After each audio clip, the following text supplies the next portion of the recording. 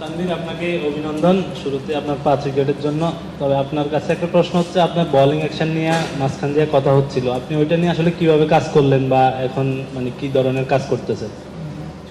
হ্যাঁ, পাকিস্তান সিরিজ যখন চলতেছিল T20, ওই সময় আমি একটু বোলিং অ্যাকশন চেঞ্জ করছিলাম। এই দিক থেকে সবাই একটু মনে করেন নেগেটিভভাবেই কথা বলছে, কারণ আমি ছোট 13 সাল থেকে একই অ্যাকশনে বোলিং করতেছিলাম। তারপরে আমি অ্যাকশনটা চেঞ্জ করছি, সবাই এটা ভালোভাবে দেখেনি। আমি দ্বিধাদ্বন্দ্বে ভুগতেছিলাম যে আমি কি করব।